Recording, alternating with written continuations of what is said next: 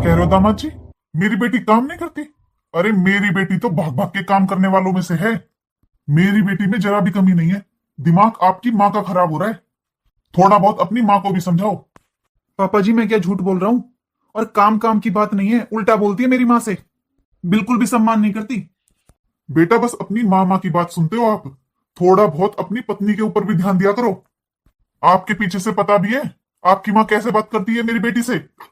पढ़ी लिखी है मेरी बेटी, कोई अनपढ़ गंवार नहीं है।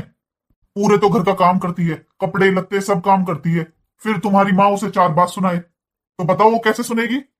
तो पापा जी मेरी माँ की तबीयत खराब रहती है, बीमार रहती है वो। फिर कौन संभालेगा घर को? और हर 3 दिन बाद तो ये यहाँ जाती है। पहली बात तो बेटा, मैंने ऐसे संस्कार दे ही नहीं रखे अपनी बेटी को। मेरी बेटी पढ़ी लिखी और अच्छे संस्कारों वाली है।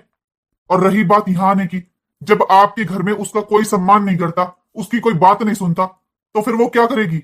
यहाँ ही आएगी ना अपने माँ बाप के पास। तो पापा जी आपको क्या लगता है मैं झूठ बोल रहा हूँ? तो बेटा हमारी बेटी झूठ बोलती है क्या? पापा जी आप 10 दिन मेरे साथ चलकर देख लो।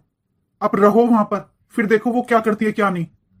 बेटा आज तक वो यहाँ पर ही रहती थी, हमारे साथ ही रहती थी। आज तक उसने 1 कप चाय तक बनाकर नहीं दी है मेरी माँ को।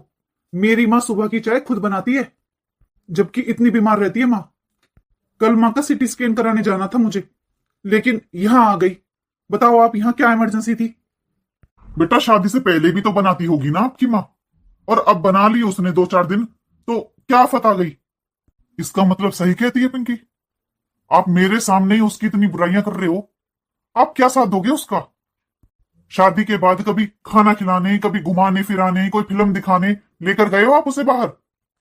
वो बेचारी अपना मन बहलाने के लिए 2-4 दिन के लिए यहां जाती है, तब भी परेशानी है आपको?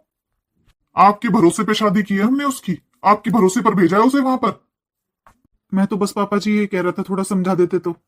अरे क्या समझा दें हम उसे? उसमें कोई कमी हो तो समझाए ना। अब आपको समझा रहा हूं इतनी देर से, समझ में आ गई आपके?